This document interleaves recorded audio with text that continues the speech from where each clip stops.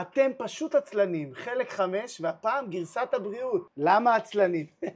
אני אגיד לכם למה, כי אתם לוקחים קילו חזה עוף טחון. לוקחים את הפומפייה ומגרדים כל מה שיש לכם במקרר. הנה קישור מתפוח אדמה, מגזר. אתם מכירים את האימהות האלה שמשתמשות בה? מתפוח אדמה, מגזר, מזוקיני, מבצל. קשה? לא קשה. נוסיף פטרוזיליה קצוצה, כוסברה, סלרי, מה שבא לכם. אני שם פטרוזיליה. אני שם 4 ביצים.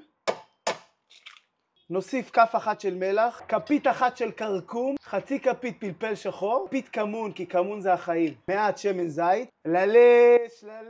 אז פסח בפתח, אז אני אשים קצת קמח מצה, אבל אתם יכולים לשים קוואקר, יכולים פירורי לחם, מה שאתם רוצים. אני רוצה להתאים את זה לפסח. חצי כוס של קמח מצה, לא צריך יותר. להטמיע את זה, אבל לא מדי לערבב, כדי שישאר אוורירי כזה. אני מתיז קצת שמן. אם אנחנו כבר עצלנים, אז עצלנים עד הסוף. אני לוקח כדור גלידה, תעשו עם כף מה שבא לכם, ופשוט מפיל את זה לתבנית. ואז מה אני עושה? לוקח את היד, טיפה מעיכה. קשה? לא קשה. 2 מגשים השתבח שמו לעד, שתמיד יהיה לנו ככה שפע. אותם אני מכניס לתנור, 180 מעלות, טורבו.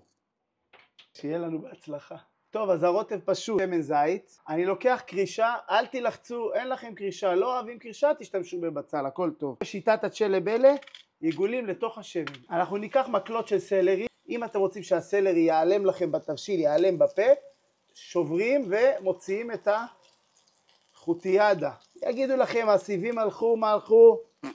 זה לא משנה. בשיטת הצ'לה בלה, אחרי שטיפה כמובן. הרבה. אני חותך לבפנים בצורת הצ'לה בלה, כמה שיני שום. אנחנו נשים כף מלח, כפית פלפל שחור. כף אחת של סוכר, שמורה לא נשמע. הרבה. אנחנו נסחוט פנימה, חצי לימון. רק יקפיץ את הטעמים. מים רותחים. כוס ראשונה, כוס שנייה, נכסה ונביא לרתיחה. עכשיו אני אסביר לכם למה עשיתי כל כך הרבה. אתם רואים, חצי מהכמות אנחנו פשוט משאירים בחוץ ואוכלים את זה ככה, כמו שזה. רכות, וואו. והחצי השני, תוך הרוטב. קשה? לא קשה. לוקח אפונה עדינה, שהייתה קפואה, אפשרתי אותה פשוט, ומפזר. מכסים ומבשלים ל-30 דקות. קצת ניתן לזה ערבוב מרוקאי. אם יהיה לכם את המזל שלי יש כשאני מבשל, ותעשו את כל ההוראות כמו שצריך, אתם תקבלו את הדבר הזה, וואו. תגישו להם את זה על אורז. בואו נראה איזה ילד אומר לכם שלא בא לו לאכול מזה. וואי, תראו איך זה נראה. קשה? תראו את הרכות של הקציצה. נחתכה.